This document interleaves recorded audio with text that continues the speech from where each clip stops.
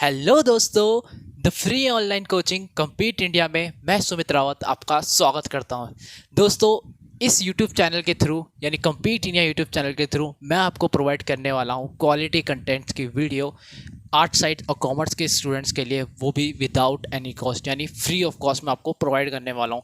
दोस्तों, मैं इस यूट्यूब चैनल में आपके लिए डिफरेंट सब्जेक्ट को कवर करूँगा। दोस्तों, आज मैंने क्या सोचा कि मैं आर्ट साइड और कॉमर्स के कॉमन सब्जेक्ट यानी इकोनॉमिक्स से स्टार्ट कर लेता हूँ। और इकोनॉमिक्स से स्टार्ट करने का मेरे पीछे पर्पज़ यही है कि इकोनॉमिक्स जो है दोस्तों one of the most easy subject है, और कॉमर्स के स्टूडेंट के लिए तो इकोनॉमिक्स बहुत ही ज़्यादा ईजी पड़ेगा। इसका रीज़न है क्योंकि जब भी आप मैक्रो इकोनॉमिक्स पढ़ोगे तो दोस्तों उसमें नेशनल इनकम एंड अकाउंटिंग होगी, तो आप कॉमर्स के स्टूडेंट तो बहुत ईजिली रिलेट कर लोगे। और रही बात आर्ट साइड के स्टूडेंट्स की, तो मैं उन्हें इस तरह से पढ़ाऊँगा कि उन्हें भी नेशनल इनकम एंड अकाउंटिंग जो आपके आने वाले चैप्टर हैं वो भी बहुत अच्छे से समझ में आएंगे। अब दोस्तों, मैं आपको बता दूं कि आपकी इकोनॉमिक्स में टू बुक्स हैं। एक है दोस्तों मैक्रो इकोनॉमिक्स और दूसरी दोस्तों आपकी इंडियन इकोनॉमी।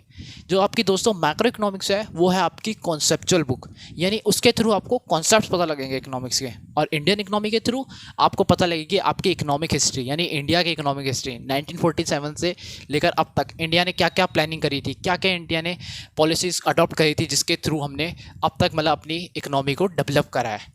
और दोस्तों साथ ही साथ हम ये भी पढ़ेंगे कि हम कैसे नेशनल इनकम की अकाउंटिंग करते हैं मैक्रो इकोनॉमिक्स में।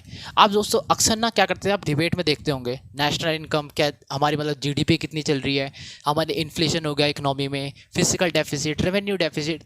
मतलब आप जितनी बार टीवी में डिबेट देखते होंगे उतनी बार आपको जीडीपी नामक शब्द तो हमेशा सुनने को मिलता होगा। और आप सोचते होंगे यार जीडीपी तो समझ में आ गया, पर मतलब डिबेट किस चीज़ की चल रही है, ये इन्फ्लेशन, ये बजट में जब भी डिबेट होती है तो क्या होती है। तो दोस्तों अब आप 12th क्लास में आ गए हो और आप जब सब्जेक्ट पढ़ोगे मैक्रो इकोनॉमिक्स, तो आपको सभी इसमें कॉन्सेप्चुअल नॉलेज दी जाएंगी। यानी अब इसको पढ़ने के बाद, यानी मैक्रो इकोनॉमिक्स को पढ़ने के बाद आप एक इंटेलेक्चुअल की तरह फील कर सकते हो। यानी जब भी टीवी डिबेट शुरू होगी आप भी अपने पॉइंट ऑफ व्यू दे सकते हो। और कैसे दे सकते हो, आपको जब मैक्रो इकोनॉमिक्स के कॉन्सेप्ट पता होंगे।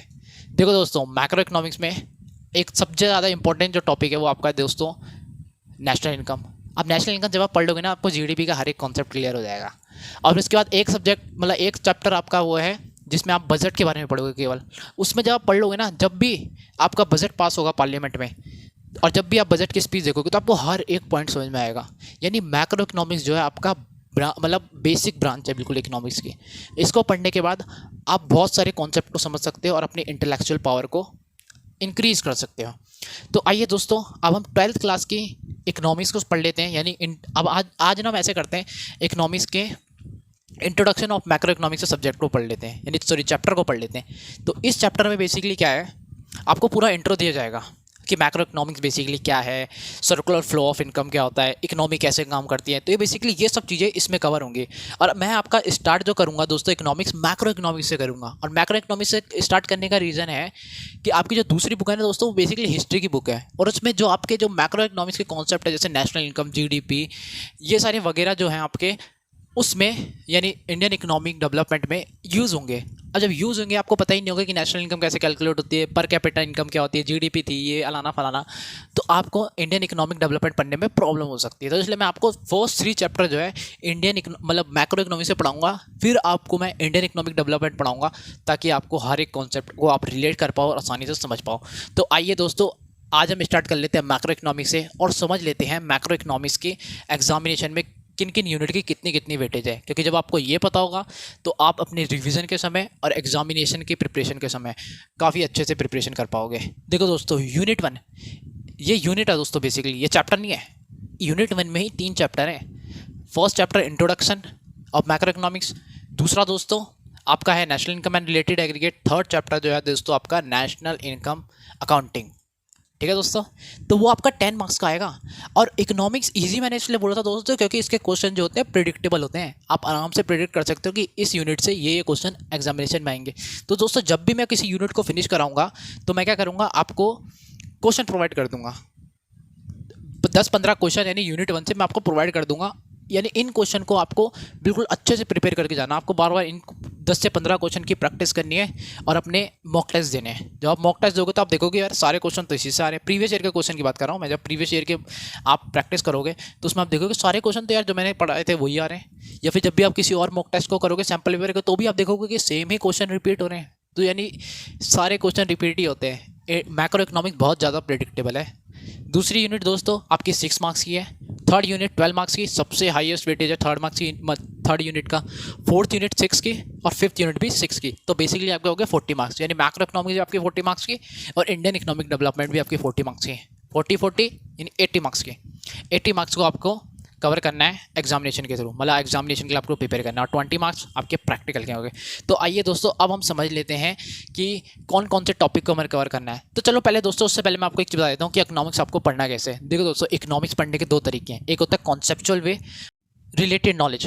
दोस्तों रिलेटेड नॉलेज में क्या होता है, पहले कॉन्सेप्चुअल को समझ लेते हैं। देखो दोस्तों, आपके जो बुक है उसमें कॉन्सेप्ट लिखे हुए हैं, तो उन्हीं का यूज़ करना है आपको एग्जामिनेशन में। यानी आपको डेफिनेशन में जो यूज़ करना है वो सारी कॉन्सेप्चुअल नॉलेज का यूज़ करना है, आपको सारी बुकिश लैंग्वेज का यूज़ करना है। पर ये जो कॉन्सेप्चुअल नॉलेज है ये थोड़ी टेक्निकल है। मतलब डेफिनेशन जो है बेसिकली थोड़ी टेक्निकल सी है, तो उसको समझने के लिए आपको थोड़ी रिलेटेड नॉलेज का यूज़ करना पड़ेगा। यानी आपको अपनी तरफ से थोड़ा दिमाग लगाना पड़ेगा। और दिमाग कैसे लगाना मैं आपको बताऊंगा। आपको मतलब रिलेट करके पढ़ना है, रियल लाइफ से रिलेट करके पढ़ना है। जब आप रियल लाइफ से रिलेट करोगे तो आपको लगेगा कि इकोनॉमिक्स तो बिल्कुल हलवा है, मतलब बिल्कुल ईजी है। अगर आप रियल लाइफ से रिलेट नहीं करोगे तो आप सोचोगे यार कितना टेक्निकल सब्जेक्ट है, यहाँ तो फैक्टर इनकम, फैक्टर कॉस्ट क्या है, कुछ समझ नहीं आ रहा। रियल लाइफ से रिलेट करके मैं आपको पढ़ाऊंगा। और साथ ही साथ रियल लाइफ से रिलेट करने की से आपको फ़ायदा क्या होगा, जब भी आप आगे एंट्रेंस एग्जामिनेशन दोगे, यानी यूनिवर्सिटी के, जब आप क्या हो रहा है दोस्तों, गवर्नमेंट क्या कर रही है, आपके सीबीएसई के मार्क्स 50% और 50% यूनिवर्सिटीज़ में आपके जो एग्जामिनेशन होगा उसके थ्रू मार्क्स कैलकुलेट होंगे। तो यानी जब भी आप देने जाओगे अपने एंट्रेंस एग्जामिनेशन, तो आपको क्या मिलेंगे, कुछ क्वेश्चन मिलेंगे, वो बेसिकली आपके रिलेटेड नॉलेज के ही होंगे, क्योंकि कॉन्सेप्चुअल नॉलेज तो आपकी सीबीएसई पहले ही चेक कर चुका है। तो यानी आपको मिलेंगे रियल लाइफ के क्वेश्चंस, करंट अफेयर के क्वेश्चन। तो मैं आपको करंट से और रियल लाइफ से दोनों से कंबाइन करके आपको मैं पढ़ाऊंगा और आपको बिल्कुल मज़ा आएगा पढ़ने में इकोनॉमिक्स को। तो चलिए दोस्तों, अब हम समझ लेते हैं चैप्टर नंबर फर्स्ट में हमें किन किन टॉपिक को पढ़ना है। दोस्तों अब हम देख लेते हैं कि हमें चैप्टर नंबर 1 से कौन कौन से टॉपिक कवर करना है। पर उससे पहले दोस्तों मैं अपना आपको इंट्रो दे देता हूँ। दोस्तों मेरा नाम सुमित है और मैंने अपनी ग्रेजुएशन इकोनॉमिक्स में करी है। मेरा one of the specialization subject दोस्तों डेटा एनालिसिस था। और दोस्तों अब मैं मास्टर्स इन इकोनॉमिक्स को परस्यू कर रहा हूँ। तो चलिए दोस्तों अब हम जल्दी से देख लेते हैं कि हमें चैप्टर नंबर 1 में कौन कौन से टॉपिक को कवर करना है। तो देखो दोस्तों, हमें चैप्टर नंबर 1 में बेसिकली 7 टॉपिक्स को कवर करना है। और 7 में कौन कौन से इंपॉर्टेंट है मैं आपको भी बता दूंगा, पर उससे पहले हम देख लेते हैं कौन कौन से टॉपिक को कवर करना है। पहला टॉपिक जो दोस्तों हमें कवर करना है वो हमें पढ़ना है बेसिकली अबाउट मैक्रो इकोनॉमिक्स। अब हम देख लेंगे दोस्तों मैक्रो इकोनॉमिक्स क्या है, उसकी डेफिनेशन क्या है और वो कैसे डिफरेंट है माइक्रो इकोनॉमिक्स से, यानी अपनी अदर कॉन्सेप्चुअल ब्रांच से। दोस्तों इकोनॉमिक्स की दो कॉन्सेप्चुअल ब्रांच है, वो है माइक्रो इकोनॉमिक्स, दूसरी मैक्रो इकोनॉमिक्स। तो बाकी जो अदर ब्रांचेज है वो आपको दोस्तों अभी नहीं पढ़नी है। और बाकी और भी इसकी थोड़ी बहुत कॉन्सेप्चुअल ब्रांचेज हैं, जैसे पब्लिक फाइनेंस हो गए, इंटरनेशनल इकोनॉमिक्स हो गया, तो वो आपको नहीं पढ़ना है। और वो मैं आपको बस इसलिए बता रहा हूँ कि और भी इसकी कॉन्सेप्चुअल ब्रांचेज होती है, कहीं आपको ऐसे नहीं समझ लेना कि बस माइक्रो और मैक्रो, बस यही दो कॉन्सेप्चुअल ब्रांच है। जस्ट फॉर द इन्फॉर्मेशन मैं आपको बताया। दूसरा दोस्तों आपको पढ़ना है इंपॉर्टेंस ऑफ मैक्रो इकोनॉमिक्स। ये दोस्तों आपके रेफरेंस बुक में तो ऐसे कवर नहीं करा गया, पर मैं आपको बता दूंगा क्योंकि इससे भी क्या पता एग्जामिनेशन में क्वेश्चन आ जाए। और साथ ही साथ आपको थोड़ा इंटरेस्ट डेवलप करने के लिए मैं आपको इंपॉर्टेंस ऑफ मैक्रो इकोनॉमिक्स को पढ़ाऊंगा। और आपको पता भी होना चाहिए बेसिकली मैक्रो इकोनॉमिक्स क्या है, क्या इंपॉर्टेंस है इसकी रियल लाइफ में। क्योंकि वरना आप जैसे आप डिफरेंशिएशन पढ़ते हो, इंटीग्रेशन पढ़ते हो मैथमेटिक्स में, फिर आप कहते हो कि रियल लाइफ में तो कोई यूज़ नहीं है। तो इसलिए आपको ऐसा ना लगे, इसलिए मैं आपको बताऊंगा कि डिफरेंशिएशन और इंटीग्रेशन का इकोनॉमिक्स में बहुत बड़ा रोल होता है। जब आप ग्रेजुएशन करोगे अगर इकोनॉमिक्स है तब आपको जरूर मिलेगा। तीसरा टॉपिक है दोस्तों टाइप्स ऑफ गुड्स। अब भाई मैक्रो इकोनॉमी जो कौन कौन से टाइप्स के गुड है वो हमें कवर करने हैं। फोर्थ है concept and types of investment. Fifth stock and flow important topic है, और टाइप्स ऑफ गुड्स भी इंपॉर्टेंट टॉपिक है। फिर हम पढ़ेंगे real flow and money flow. Seventh पढ़ेंगे हम दोस्तों सर्कुलर फ्लो ऑफ इनकम। और इसमें हम पढ़ेंगे दो इसके सब topic, injection and leakages. Circular flow of income मतलब दोस्तों 4 नंबर या 6 नंबर में से कोई ना कोई एग्जामिनेशन में आएगा ही आएगा। और मैं आपको जैसे जो इंपॉर्टेंट टॉपिक, जो बहुत ही ज़्यादा इंपॉर्टेंट टॉपिक है, उसके मैं आपको शॉर्ट वीडियोस प्रोवाइड करूंगा, ताकि आपको एग्जामिनेशन से पहले या फिर जब भी आप रिवीजन कर रहे हो तो आप उन शॉर्ट वीडियोस को 6 से 7 मिनट के होंगे बेसिकली, उनको आप देख के अच्छे से अपनी प्रिपरेशन कर पाओ। अब चलिए दोस्तों हम पढ़ लेते हैं माइक्रो इकोनॉमिक्स और मैक्रो इकोनॉमिक्स में डिफरेंस। अब मैं आपको डिफरेंस करा देता हूँ। अब मैं आपको डिफरेंस इसलिए करा रहा हूँ दोस्तों, वैसे तो आपने 11th में पढ़ लिया है कि माइक्रो इकोनॉमिक्स और मैक्रो इकोनॉमिक्स में डिफरेंस क्या है। अगर नहीं पढ़ा है तो आप पढ़ लो, और थोड़ा अलग तरीके से पढ़ेंगे, थोड़ा मतलब कॉन्सेप्चुअल में भी तो पढ़ेंगे, थोड़ा रिलेट भी करके पढ़ लेंगे कि माइक्रो और मैक्रो इकोनॉमिक्स बेसिकली क्या है। अब देखो दोस्तों, माइक्रो इकोनॉमिक्स, इसके नाम से ही पता लग रहा है, माइक्रो यानी छोटा। ये वैसे आपके एग्जामिनेशन के पॉइंट ऑफ व्यू से इंपॉर्टेंट नहीं है, क्या पता आ भी जाए, वैसे देख लो। पर मैं आपको बता दूँ, इंपॉर्टेंट तो बिल्कुल भी नहीं है एग्जामिनेशन के पॉइंट ऑफ व्यू से, अपने 11th में बेसिकली कवर कर लिया। पर आपकी अंडरस्टैंडिंग के लिए ये टॉपिक बहुत ज़्यादा ज़रूरी है। अब दोस्तों मैं आपको बता दूं, आपको 70 से 80% जो है डेफिनेशन यही मेमोराइज हो जाएंगी, आपको कहीं जाने की जरूरत नहीं है। अब देखो दोस्तों, माइक्रो इकोनॉमिक्स क्या होता है। माइक्रो इकोनॉमिक्स बेसिकली दोस्तों वो ब्रांच है इकोनॉमिक्स की जो स्टडी करती है इकोनॉमिक प्रॉब्लम को एट इंडिविजुअल लेवल। मैंने आपको बताया ना, दो ब्रांच है इकोनॉमिक्स की, एक है दोस्तों माइक्रो इकोनॉमिक्स, दूसरी है दोस्तों आपकी मैक्रो इकोनॉमिक्स। इसलिए हम लिख देते हैं दोस्तों micro economics. Micro eco is that branch of economics that study economic problem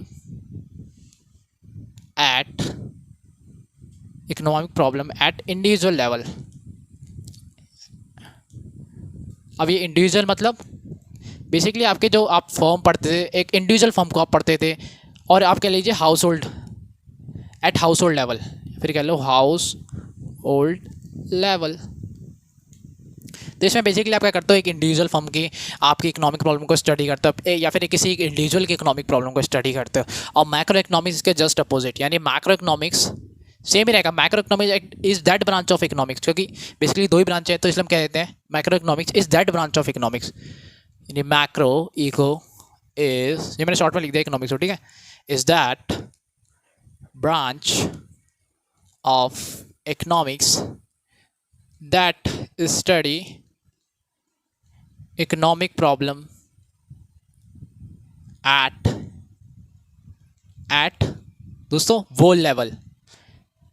यानी दोस्तों अब पूरी वो जितना भी नेशन में जो कि आप इकोनॉमिक प्रॉब्लम को फेस कर रहे हो उनको स्टडी करती है। यानी अब मान लीजिए आप जो थे 11th क्लास में, आप छोटे थे, आपने पढ़ा इंडिविजुअल को, अब आप पढ़ोगे मैक्रो इकोनॉमिक्स, यानी पूरे नेशन में कितनी मतलब क्या इकोनॉमिक प्रॉब्लम्स है, कैसे स्टडी करना, मतलब कैसे सॉल्व करना है बेसिकली, या उसमें क्या स्टडी करना है, तो आप पढ़ोगे मैक्रो इकोनॉमिक्स में एट वो लेवल, या फिर आप कह लो दोस्तों एट इकोनॉमी लेवल, या और एट इकोनॉमी लेवल। दोस्तों मैं आपको एक बार और बता दूं कि हमारे इस चैनल में एक भी टॉपिक को छोड़ा नहीं जाएगा। यानी चैप्टर नंबर 1 अगर स्टार्ट करा तो पूरा फिनिश करा जाएगा, एक भी टॉपिक को कभी भी कहीं पे भी स्किप नहीं करा जाएगा। आपको बस क्या करना है, एक बार रिवाइज करना है अपनी बुक में जाके, अपनी रेफरेंस बुक में जाके रिवाइज करना है। तो ये क्या हो गया दोस्तों, macro economics is that branch of economics which study is that branch of economics that study economic problem, या फिर विच स्टडी इकोनॉमिक प्रॉब्लम आएगा, सॉरी, विच स्टडी इकोनॉमिक प्रॉब्लम एट वो लेवल या और एट इकोनॉमी लेवल, यानी पूरे इकोनॉमी में। अभी तक हमने क्या पढ़ा था माइक्रो इकोनॉमिक्स में, ये छोटी छोटी फॉर्म्स होती थी ना, ये इंडिविजुअल हो गई, ये हो गई, ये हो गई फॉर्म भी, तो इनको हम अलग अलग स्टडी कर लेते थे। अब क्या करा, मैक्रो इकोनॉमिक्स हो गया, एक बड़ा एरिया कवर करेगा, तो उसमें क्या करेंगे, मान लो ये बड़ा एरिया क्या हो गया, मैक्रो इकोनॉमिक्स। अब हम इसकी इकोनॉमिक प्रॉब्लम को सॉल्व करेंगे। और इकोनॉमिक प्रॉब्लम्स क्या होती है दोस्तों, what to produce, how to produce, for whom to produce. यानी 3 इकोनॉमिक्स प्रॉब्लम होते हैं इकोनॉमी में, 3 बेसिक इकोनॉमिक प्रॉब्लम, या कह लो 3 सेंट्रल इकोनॉमिक प्रॉब्लम। ये इकोनॉमिक प्रॉब्लम तो हमेशा रहेगी ही रहेगी, बाकी और इकोनॉमिक प्रॉब्लम होंगी तो होंगी, पर ये 3 तो रहने वाली हैं। यानी इंडिविजुअल को जैसे क्या करना था, व्हाट टू प्रोड्यूस, क्या प्रोड्यूस करे भैया, लग्जरियस गुड प्रोड्यूस करें या नॉर्मल गुड प्रोड्यूस करें, ऐसी रहती थी ना, वैसे नेशन को भी ऐसी रहती है कि भैया कौन सी गुड्स को प्रोड्यूस करना है। गवर्नमेंट सब देख लेती है, मतलब किस तरीके के गुड्स को प्रोड्यूस करना है, प्रोड्यूस करवाना है बेसिकली। अब आपको लेबर इंटेंसिव मान लीजिए किसके जरिए प्रोड्यूस कराना है, यानी लेबर इंटेंसिव जरिए से प्रोड्यूस कराना है, कैपिटल इंटेंसिव, तो गवर्नमेंट उस तरह से पॉलिसी फॉर्मुलेट करेगी कि अगर मान लो आपकी पॉपुलेशन ज़्यादा है तो गवर्नमेंट उस तरह से फॉर्मुलेट करेगी कि लेबर क्लास को ज़्यादा लोग तवज्जो दे सके, लेबर क्लास को ज़्यादा एम्प्लॉयमेंट दे सके। वरना क्या होगा, अगर कैपिटल का ज़्यादा यूज़ हो गया तो यानी अनएम्प्लॉयमेंट बढ़ जाएगी।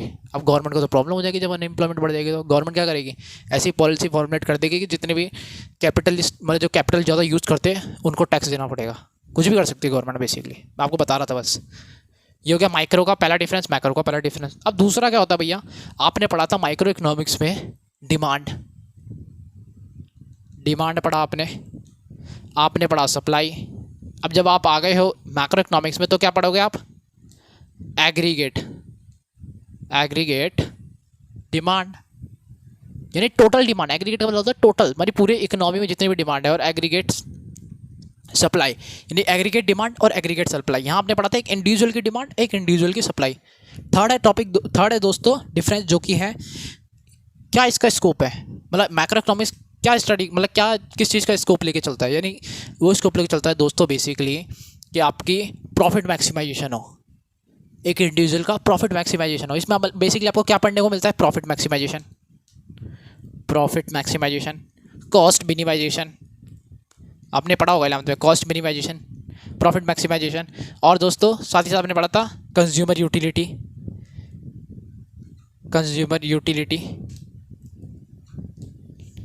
और यहाँ दोस्तों मैक्रो इकोनॉमिक्स में आपको पढ़ने को मिलेगा इन्फ्लेशन यानी जनरल प्राइस लेवल का इंक्रीज, यानी एक तरीके से कह लो महंगाई। इन्फ्लेशन पढ़ने को मिलेगा आपको पढ़ने को मिलेगा दोस्तों नेशनल इनकम भैया, नेशनल इनकम आपको पढ़ने के लिए और मिलेगा इसमें दोस्तों बजट, कि इकोनॉमी का बजट क्या होता है भैया, बजट क्या है ये चीज़, ये भी आपको इसमें पढ़ने को मिलेगा। तो यानी बेसिकली ये जो 3 डिफरेंस है, मैंने आपको छोटे छोटे डिफरेंस कराए हैं, बस 3 ही, बाकी आप अपनी बुक से देख सकते हैं। तो ये जो 3 डिफरेंस है बेसिकली, इस पर आप डिवाइड कर सकते हैं कि माइक्रो इकोनॉमिक्स में आपको वैसे एक इंडिविजुअल लेवल का पढ़ना था, माइक्रो इकोनॉमिक्स में आप थोड़ा बड़ी लेवल का पढ़ना पड़ेगा। तो दोस्तों इसके जो एग्जांपल है बेसिकली, अगर आप डेफिनेशन लिखते हो कि macroeconomics is that branch of economics which study economic problem at whole और एट इकोनॉमी लेवल, उसके बाद आप एग्जांपल दे सकते हो। For example aggregate demand and aggregate supply. अब हम आगे ना एग्रीगेट्स को पढ़ेंगे, बेसिकली एग्रीगेट्स क्या होता है। आइए दोस्तों, अभी तक मैंने आपको शॉर्ट में बताया था कि एग्रीगेट्स क्या होते हैं। अब थोड़ा एग्रीगेट्स के टाइप सीख लेते हैं, मतलब कितने टाइप्स के एग्रीगेट्स होते हैं बेसिकली इकोनॉमी में, या फिर हमें मैक्रो इकोनॉमिक्स में पढ़ना है, जिन्हें दोस्तों वेरिएबल्स भी बोलते हैं। अब इन्हें वेरिएबल्स क्यों बोलते हैं, देखो दोस्तों वेरिएबल का बेसिकली मतलब होता है जो अपना नेचर जो होता है, जिनका चेंज होता रहता है। जैसे कि आपने मैथमेटिक्स में पढ़ा था एक्स वाई जेड, तो क्या होता है दोस्तों, एक्स वाई जेड की जो वैल्यू होती है वो हमेशा चेंज हो जाती है। कभी आपने एक्स की वैल्यू सॉल्व करी होगी तो 10 आई होगी, कभी 15 आई होगी, ऐसी वाई के साथ आपने कभी करा होगा 0 आया होगा, कभी नेगेटिव आया होगा। तो बेसिकली जो ये एग्रीगेट्स है ना, इनकी जो नेचर है ये चेंज होने वाला होता है, मतलब हमेशा चेंज होते रहता है। जैसे कि कभी किसी इकोनॉमी में एग्रीगेट डिमांड किसी की ज़्यादा होगी, किसी इकोनॉमी में, मतलब किसी इकोनॉमी की एग्रीगेट डिमांड ज़्यादा होगी, किसी की कम होगी। जैसे इंडिया की मान लो, इंडिया की एग्रीगेट डिमांड हो सकता है कि बहुत ज़्यादा हो in comparison of Pakistan, Sri Lanka. तो यही होता है मतलब बेसिकली वेरिएबल का मतलब जो अपने नेचर में चेंज करता रहता है या फिर चेंज होता रहता है। और हम इकोनॉमिक्स में उन्हीं चीज़ों को पढ़ते हैं जो बेसिकली चेंज होता रहता है। अगर वो स्टैटिक होता या फिर मतलब हमेशा सेम रहता है एग्रीगेट डिमांड, तो हमें पढ़ने की जरूरत ही क्या आती, फिर तो हम सीधा एक बार में देखते हैं एग्रीगेट डिमांड और ख़त्म सभी इकोनॉमी की। तो अब दोस्तों समझ लेते हैं कि एग्रीगेट डिमांड सप्लाई, बेसिकली मैंने आपको एग्रीगेट डिमांड तो बता ही दिया पहले, फिर भी देख लेते हैं। एग्रीगेट डिमांड मतलब दोस्तों इकोनॉमी में सम टोटल ऑफ ऑल डिमांड्स, यानी जितनी भी आपकी इकोनॉमी में जो डिमांड है उनका जो आप सम कर देते हो तो दोस्तों बेसिकली आता है एग्रीगेट डिमांड। और एग्रीगेट सप्लाई के साथ भी यही है, यानी आपकी इकोनॉमी में सम टोटल ऑफ ऑल सप्लाई, यानी आपकी जो इकोनॉमी है उस पर जितनी भी सप्लाई हो रही है सभी फॉर्म्स की सप्लाई को ऐड कर दोगे तो बन जाएगा दोस्तों आपका एग्रीगेट सप्लाई। फिर इसी तरह से दोस्तों एग्रीगेट कंजम्पशन भी, एग्रीगेट इन्वेस्टमेंट भी है। एग्रीगेट कंजम्पशन मतलब consumption of goods and services, जितना आप इकोनॉमी में कंज्यूम कर रहे हो। और इन्वेस्टमेंट यानी आप जितना स्टॉक में चेंज कर रहे हो, अपने कैपिटल स्टॉक में चेंज कर रहे हो वन अकाउंटिंग ईयर में, जितने मतलब इकोनॉमी में चेंज हो रहा है वन अकाउंटिंग ईयर में कैपिटल के स्टॉक में, उसे हम कहते हैं दोस्तों एग्रीगेट इन्वेस्टमेंट। जैसे मान लो दोस्तों 1 अप्रैल के दिन जो था आपकी कैपिटल थी 10,000 करोड़, इकोनॉमी में बात कर रहा हूँ मैं, और 31 मार्च, अब मैंने 31 मार्च और 1 अप्रैल क्यों लिखा, क्योंकि ये दोस्तों बेसिकली अकाउंटिंग ईयर ही होता है। आपकी पहुँच गई दोस्तों, ये थी 10,000 करोड़, अब पहुँच गई दोस्तों आपकी 20,000 करोड़। तो बेसिकली जो चेंज हुआ है ना 10,000 का, इसे कहते हैं दोस्तों इन्वेस्टमेंट। और जब हम पूरी इकोनॉमी की इन्वेस्टमेंट पढ़ते हैं तो दोस्तों उसे कहते हैं बेसिकली एग्रीगेट इन्वेस्टमेंट। जहाँ भी एग्रीगेट लिखा होगा उसका मतलब होगा सम टोटल। अब दोस्तों एग्रीगेट डिमांड जो होता है दोस्तों बेसिकली आपका एक आगे चैप्टर भी है, पर मैं आपको बता देता हूँ एग्रीगेट डिमांड जो होता है दोस्तों basically consumption plus private sector का investment, consumption plus private sector का इन्वेस्टमेंट प्लस गवर्नमेंट का एक्सपेंडिचर, गवर्नमेंट एक्सपेंडिचर यानी प्लस एक्सपोर्ट माइनस इंपोर्ट होता है। तो यानी जो एग्रीगेट डिमांड का कंपोजिशन होता है, एग्रीगेट डिमांड इन 4 चीज़ों से मिलकर बना होता है, consumption, investment, government expenditure and export minus import. अब दोस्तों जब भी इकोनॉमी में हम सम टोटल कर देंगे कंजम्पशन का तो बेसिकली हो जाएगा हमारा एग्रीगेट कंजम्पशन। तो इन्हें देख रहे हो आप, एग्रीगेट डिमांड कितना ज़्यादा चीज़ें लेके बैठा हुआ है अपने साथ, 4 चीज़ें। और एग्रीगेट कंजम्पशन ये होता है केवल, यानी हाउस होल्ड सेक्टर का हम कंजम्पशन की बात करते हैं। यानी जहाँ भी आपको कंजम्पशन मिलेगा, मतलब एग्रीगेट मिलेगा, उसको आप समझ जाना कि उसका मतलब होता है सम टोटल, बस। और उसके आगे जो डिमांड है वो तो आपने बेसिकली पढ़ी रखी है कि डिमांड क्या होती है माइक्रो इकोनॉमिक्स में भी, तो यानी और सप्लाई भी आपने पढ़ रखे हैं। तो दोस्तों बस आपको ये करना है कि sum total of all demand is known as aggregate supply, sorry aggregate demand. अगर आप डिमांड की बात कर रहे हो, sum total of all demand in an economy, तो आप कहते हो एग्रीगेट डिमांड। और sum total of all supply in an economy आप कह दोगे एग्रीगेट सप्लाई। अगर सप्लाई तो यानी सप्लाई, और डिमांड तो यानी आप कहते हो एग्रीगेट डिमांड। अब देखो दोस्तों, डोमेस्टिक इनकम क्या होती है, ये बेसिकली आपका सेकंड चैप्टर भी है। डोमेस्टिक इनकम मतलब आप अपनी इकोनॉमी में जितनी भी आप इनकम जनरेट कर रहे हो, यानी डोमेस्टिक टेरिटरी की बात कर रहा हूँ मैं, डोमेस्टिक टेरिटरी के विदिन आप जितनी भी इनकम जनरेट कर रहे हो, तो दोस्तों हम उसे कहते हैं डोमेस्टिक इनकम। और आपको सेकंड चैप्टर में बहुत अच्छे से पढ़ने को मिलेगा कि डोमेस्टिक इनकम क्या होती है। तो बस आपको आइए दोस्तों, आप इंपॉर्टेंस ऑफ मैक्रो इकोनॉमिक्स को जल्दी से समझ लेते हैं। देखो दोस्तों, सबसे पहला जो इंपॉर्टेंस है इसका है, it's help government to formulate the policies. अब भाई फॉर्मुलेट कैसे करने में हेल्प करती है, मैं आपको एक बात बता देता हूँ। देखो दोस्तों, आपने इसमें इस सब्जेक्ट में आप क्या पढ़ोगे, नेशनल इनकम, इन्फ्लेशन, ये सब वगैरह वगैरह आप टॉपिक सब पढ़ोगे। जब आप मान लीजिए किसी इकोनॉमी में गवर्नमेंट को पता लगता है कि इन्फ्लेशन हो रही है, यानी इन्फ्लेशन मतलब जनरल प्राइस लेवल में इंक्रीज़ हो रहा है, मतलब महंगाई बढ़ रही है, तो महंगाई बढ़ रही है तो गवर्नमेंट क्या क्या स्टेप ले सकते हैं मैं आपको बता देता हूँ। और आपको एग्जामिनेशन में इसी तरह से लिखना है। आपको पहले लिख देना फॉर एग्जांपल इन्फ्लेशन। अब इन्फ्लेशन को आपने कैसे एक्सप्लेन करना है मैं आपको बता देता हूँ। देखो दोस्तों, मान लीजिए किसी इकोनॉमी में इन्फ्लेशन बहुत ज़्यादा रैपिडली इंक्रीज़ कर रही है, तो गवर्नमेंट क्या करेगी, अपना एक्सपेंडिचर, मैं आपको यहाँ समझाता हूँ, अपना गवर्नमेंट क्या करेगी, गवर्नमेंट एक्सपेंडिचर जो है वो डिक्रीज़ कर देगी। ये थोड़ा टेक्निकल पॉइंट है, आपको अच्छे से समझना है। देखो दोस्तों, गवर्नमेंट जब अपना एक्सपेंडिचर डिक्रीज़ कर देगी, कम कर देगी, तो क्या होगा, इससे लोगों के पास इनकम कम जाएगी, या जिसको भी एम्प्लॉयमेंट मिलना था आगे वो उससे एम्प्लॉयमेंट नहीं मिलेगा। गवर्नमेंट एक्सपेंडिचर डिक्रीज हुआ, उससे क्या डिक्रीज होगा, एम्प्लॉयमेंट डिक्रीज होगी, एम्प्लॉयमेंट डिक्रीज होगी। जिन लोगों को इनकम मिलनी थी गवर्नमेंट सेक्टर से, उनसे अब इनकम नहीं मिलने वाली, उनकी इनकम भी डिक्रीज हो जाएगी। अब दोस्तों, जब इनकम डिक्रीज हो जाएगी, जब किसी के पास पैसा कम जाएगा, तो उससे क्या होगा, कुछ सोचो, उससे क्या होगा, डिमांड कम हो जाएगी। इनकम डिक्रीज होने से डिमांड डिक्रीज हो जाती है। ये बहुत टेक्निकल है, आपको आराम से समझना है, और आपको ऐसे ही एक्सप्लेन करना है अपने एग्जामिनेशन में। आप बस आपको ये एरो नहीं दिखाने हैं, आपको लिखना है कि इफ़ गवर्नमेंट एक्सपेंडिचर डिक्रीजेज, तो उससे क्या होगा, एम्प्लॉयमेंट, इनकम और डिमांड, ये सब चीज़ें डिक्रीज हो जाएंगी। अब डिमांड डिक्रीज होने से क्या होता है, ये आपने 11th क्लास में बहुत अच्छे से पढ़ा था। मैं आपको बताता हूँ, जब डिमांड डिक्रीज होती है तो दोस्तों प्राइस लेवल भी डिक्रीज हो जाता है, यानी जो आपकी इन्फ्लेशन थी उसे आपने कंट्रोल कर लिया। अब इसे कर्व की तरह समझते हैं। ये होगा जी आपका, यहाँ पे होता है आपकी क्वांटिटी, इसे क्वांटिटी हो गया। ये आपका यहाँ होता है प्राइस, ये एक्स वाई। और आपको देखो दोस्तों, ये हो गया आपका 11th क्लास में आपने पढ़ा था डिमांड कर्व। और ये दोस्तों आपका बन गया सप्लाई कर्व, ये आपका बन गया सप्लाई कर्व।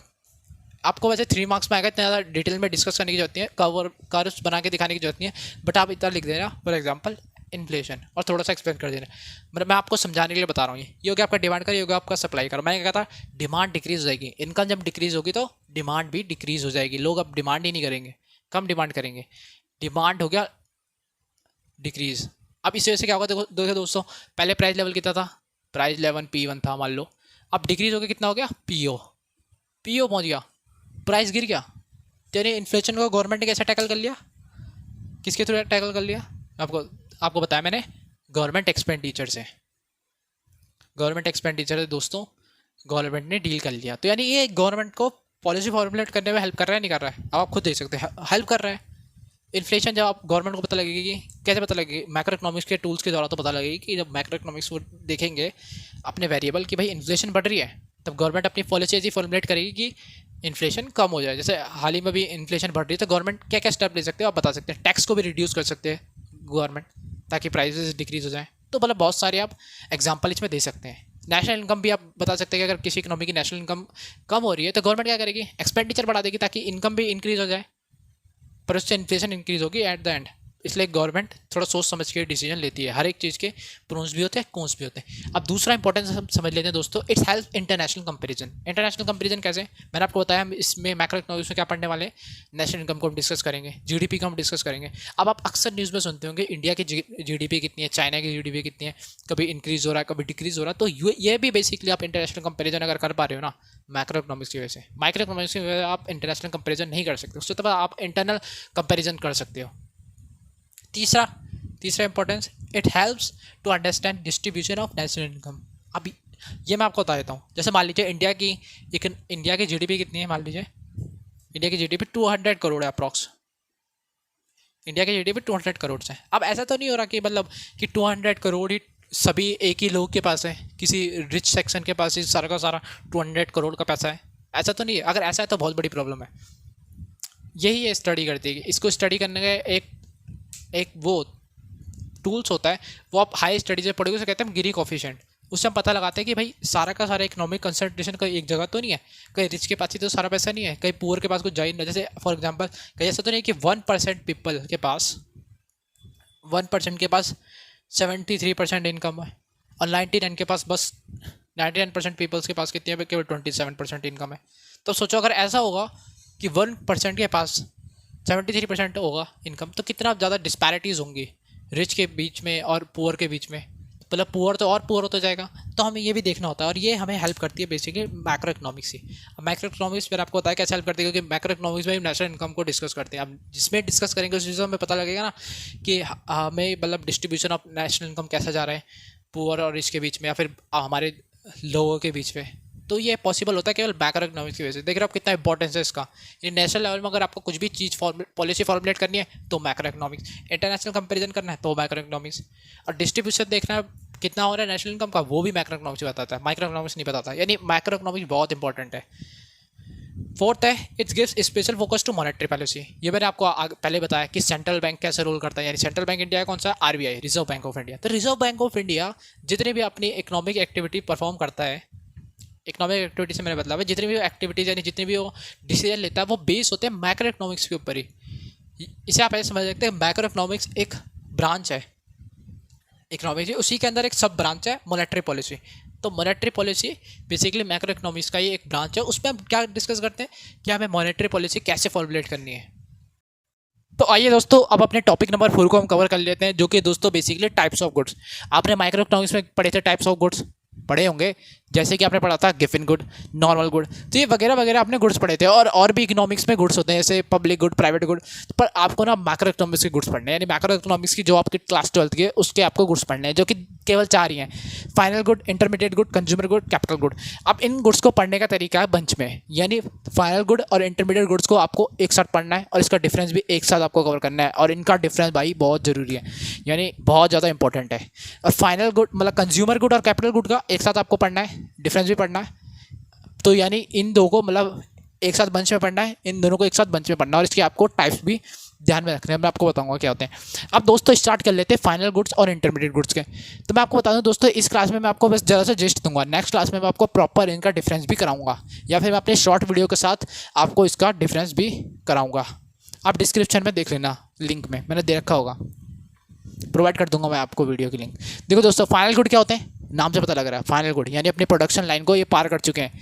ये गुड अब फाइनल हैं और तैयार हो चुके हैं कंज्यूमर के द्वारा यूज़ करने के लिए। तो यानी दोस्तों क्या कह सकते हैं, हमने इन गुड्स ने अपनी बाउंड्री लाइन ऑफ प्रोडक्शन पार कर ली है, बाउंड्री लाइन ऑफ प्रोडक्शन को क्या कर लिया है दोस्तों, क्रॉस कर लिया है। बाउंड्री लाइन ऑफ प्रोडक्शन को दोस्तों क्रॉस कर लिया फाइनल गुड ने। और इंटरमीडिएट गुड्स इसके जस्ट अपोजिट, यानी इंटरमीडिएट को आप नाम से समझो, इंटरमीडिएट अभी मतलब अपनी इंटरमीडिएट अवस्था में। तो यानी इन गुड्स ने अभी अपना प्रोडक्शन लाइन पार नहीं करा है, और ये गुड्स है दोस्तों with in the boundary line of production. तो हम इसे क्या लिख देंगे दोस्तों, first difference with in the boundary line of production. दोस्तों इन गुड्स को आपको डिफरेंस से समझना है, और ये थोड़ा टेक्निकल भी है, इसलिए ये पेपर में हमेशा पूछा जाता है। दूसरा इसका पॉइंट है दोस्तों, बेसिकली ये जो गुड्स होते हैं यानी फाइनल गुड्स जो होते हैं ये हमेशा एंड कंज्यूमर द्वारा यूज़ करे जाते हैं। इनका कंज्यूमर होगा हमेशा एंड कंज्यूमर, फाइनल गुड का एंड कंज्यूमर। और इनका एंड कंज्यूमर कौन होगा दोस्तों? मतलब इनका एंड कंज्यूमर कौन होगा? नॉर्मल कंज्यूमर, नॉर्मल कंज्यूमर यानी फॉर्म्स वगैरह नहीं होंगे, यानी हाउस होल्ड सेक्टर होगा। और इनका एंड कंज्यूमर कौन होगा दोस्तों? फॉर्म्स वगैरह, फॉर्म्स वगैरह।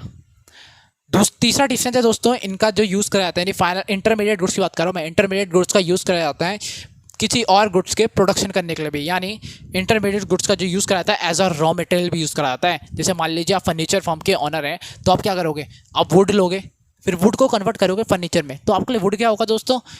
आपके लिए वुड होगा इंटरमीडिएट गुड। ठीक है दोस्तों, ये थर्ड डिफरेंस क्या है दोस्तों? ये as a raw material use होते हैं, पर ये raw material as a use होंगे कैपिटल फाइनल गुड नहीं, फाइनल गुड सीधा फाइनल कंज्यूमर द्वारा यूज़ करेंगे, कंज्यूमर इसका यूज़ करेगा, एंड कंज्यूमर ही, एंड जो यूज़र होगा बेसिकली वो फाइनल गुड का कंज्यूमर होगा।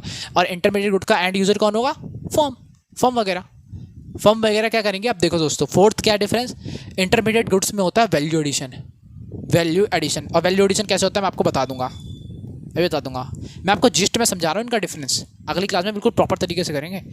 वैल्यू एडिशन, इसमें वैल्यू एडिशन होगा नहीं, इसमें नो वैल्यू एडिशन ना, इसमें कुछ भी वैल्यू एडिशन नहीं होगा। अब सीधा एंड कंज्यूमर जो होगा कंज्यूम करेगा। और वैल्यू एडिशन का मतलब क्या होता है? जैसे मान लो दोस्तों, फर्म ए ने क्या करा,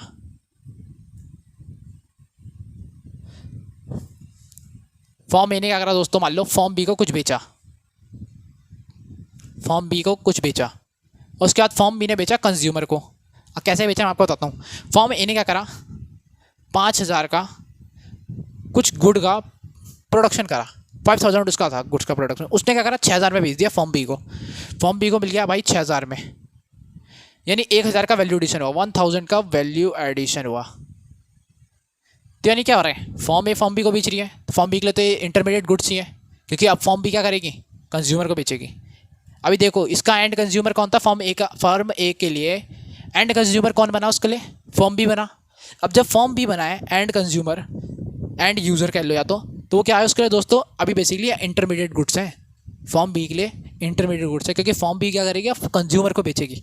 7,000 मान लो कंज्यूमर को बेचा, तो ये 1,000 का वैल्यू एडिशन करा, तो ये 1,000 रुपये क्या है? ये वैल्यू एडिशन हो रहा है, अभी वैल्यू एडिशन हो रहा है इंटरमीडिएट गुड्स में। अब जब ये पहुंच गया कंज्यूमर के पास, तो कंज्यूमर क्या करेगा? सीधा कंज्यूम कर लेगा, कंज्यूमर कोई भी वैल्यू एडिशन नहीं करेगा। जब कंज्यूमर कंज्यूम कर लेगा, तो दोस्तों कंज्यूमर का बन जाएगा जो गुड होगा वो हो जाएगा final good.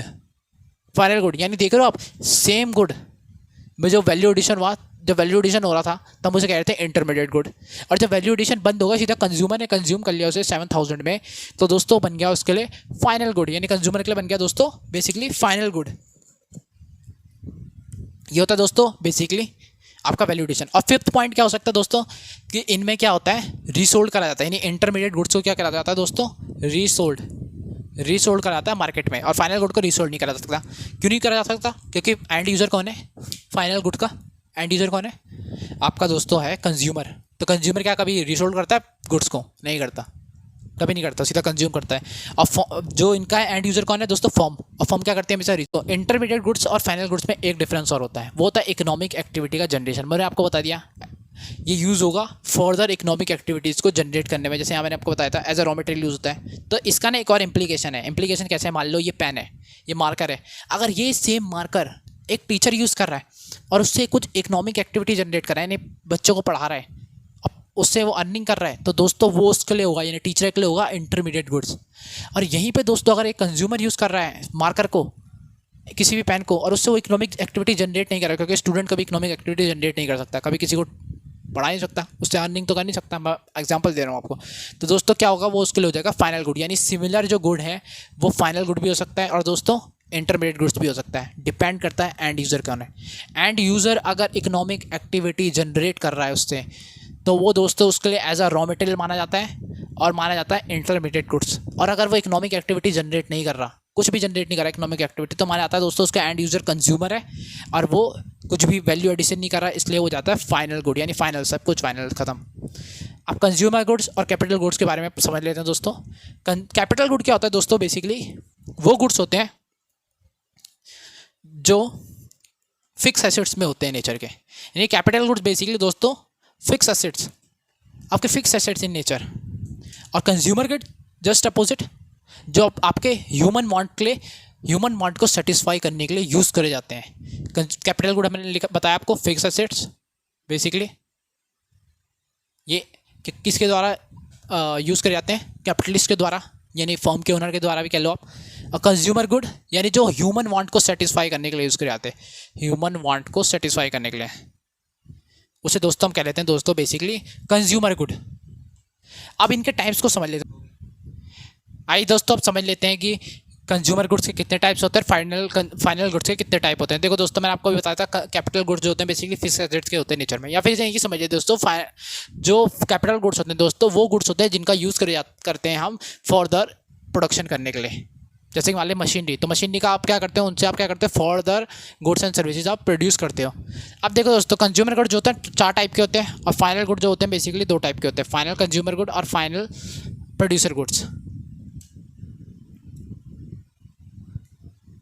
Final producers goods, final consumer goods कौन से होते हैं दोस्तों, फाइनल कंज्यूमर गुड्स वो गुड्स होते हैं जिनका एंड यूज़र एक कंज्यूमर होता है, यानी उसने कहते हैं दोस्तों फाइनल कंज्यूमर गुड्स। और फाइनल प्रोड्यूसर गुड्स दोस्तों, फाइनल प्रोड्यूसर गुड्स वो गुड्स होते हैं जिनका जो होता है दोस्तों एंड यूज़र जो होता है प्रोड्यूसर होता है, यानी प्रोड्यूसर सेक्टर भी तो कुछ लेगा ना अपने गुड्स एंड सर्विसेज परचेज करेगा।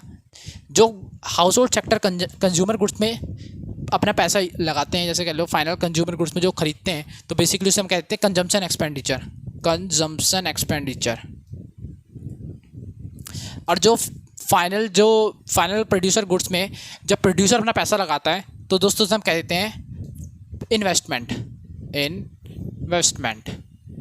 यानी फाइनल प्रोड्यूसर गुड्स वो गुड्स जिनका एंड यूज़र प्रोड्यूसर है। अब इनमें जो पैसा लगता है उसे कहते हैं इन्वेस्टमेंट, और फाइनल कंज्यूमर गुड्स में जो पैसा लगता है दोस्तों कहते हैं इसे कहते हैं कंजम्पशन एक्सपेंडिचर। अब देखो दोस्तों कंजम्पशन एक्सपेंडिचर इन्वेस्टमेंट हो गया। अब कंज्यूमर गुड्स के एक बार टाइप पढ़ लेते हैं कितना होता है। देखो दोस्तों ड्यूरेबल गुड्स वो गुड्स जिनका लाइफ टाइम जो है दोस्तों लंबा है, जो 5 साल से ज़्यादा चलेंगे, जैसे टीवी हो गया, एसी हो गया, फ्रिज हो गया, कार हो गई, बाइक हो गई। और नॉन ड्यूरेबल गुड्स जो बिल्कुल शॉर्ट पीरियड के लिए हैं, जैसे ब्रेड, बटर, एग्स, मिल्क, जो आपके खाने पीने के लिए बेसिकली। और सेमी ड्यूरेबल गुड्स दोस्तों वो गुड्स होते हैं जो मतलब ना तो दोस्तों ड्यूरेबल गुड्स होते हैं ना तो नॉन ड्यूरेबल गुड्स होते हैं, इनके बीच की कैटेगरी ऐसे, यानी 1-2 साल के लिए होते हैं। जैसे आपके क्लोथ्स हो गए, आपके जैसे भी और जो चीज़ें आपके 1-2-3 साल के लिए यूज़ होंगी वो, जैसे शूज़ हो गए, तो बेसिकली वॉच हो गई, जो आप अगर 1-2-3 साल के लिए यूज़ करते हो, 1-2-3 ईयर्स के बीच में अगर आप उसे यूज़ करते हो तो बेसिकली आपको जाता है सेमी ड्यूरेबल। और सर्विसेज बेसिकली इंटेंजिबल एसेट्स, मतलब इंटेंजिबल गुड्स जिनको आप छू नहीं सकते, टेंजिबल जिनको आप छू सकते हो, यानी सर्विसेज होते हैं इंटेंजिबल होते हैं, जैसे आपको BPO services, internet services, networking जो भी आप यूज़ करते हो दोस्तों जिसको आप छू नहीं सकते, तो बेसिकली सर्विसेज होती हैं। मैंने आपको एग्जांपल दे दिए। अब देखो दोस्तों कैपिटल गुड्स के टाइप नहीं होते। कैपिटल गुड्स में बस बेसिकली वो गुड्स जिनका हम यूज़ करते हैं फर्दर प्रोडक्शन एक्टिविटीज़ करने के लिए। फॉर एग्जांपल मैंने बता दिया आपको फिक्स एसेट्स। अब देखो दोस्तों ऐसा होता है कि सारी मशीनरी जो होती है, ऐसा नहीं है कि सारी मशीनरी जो हैं वो आपकी कैपिटल गुड्स में होंगी। अगर आपका कोई एंड यूज़र पर डिपेंड करता है हर एक चीज़। अगर एंड यूज़र जो है उसका दोस्तों कोई हाउस होल्ड है और मशीन को यूज़ कर रहा है अपने मतलब हाउस होल्ड पर्पज़ के लिए, तो वो आपका कैपिटल गुड नहीं होगा, वो आपका फिर कंज्यूमर गुड में आ जाएगा। कंज्यूमर गुड जैसे आपको एग्जांपल दे रखा है आपके बुक में टेलर मशीन, अगर टेलर मशीन आप यूज़ कर रहे हो हाउस होल्ड पर्पज़ के लिए तो वो दोस्तों आपके जाते हैं कंज्यूमर गुड में। और वहीं उसका अगर कोई प्रोड्यूसर यूज़ कर रहा है तो कैपिटल गुड के अंदर फॉल कर जाती है। अब देखो दोस्तों कैपिटल गुड और फाइनल प्रोड्यूसर गुड में थोड़ा डिफरेंट होता है। फाइनल प्रोड्यूसर गुड्स में दोस्तों रॉ मटेरियल भी इंक्लूड होता है, साथ ही साथ प्लस में दोस्तों आपका फिक्स असेट्स भी इंक्लूड होते हैं। फिक्स असेट्स यानी इसका जो एरिया है ना बेसिकली फाइनल प्रोड्यूसर गुड का वो थोड़ा बड़ा है। कैपिटल गुड में केवल फिक्स असेट्स आते हैं, इसमें फिक्स असेट्स भी आएंगे, साथ ही साथ रॉ मटेरियल भी आएगा। इसलिए हम कहते हैं दोस्तों all capital goods are producer goods but all producer goods are not capital goods. दोस्तों आई होप आपको हर एक टॉपिक समझ में आया होगा, हर एक पॉइंट समझ में आया होगा।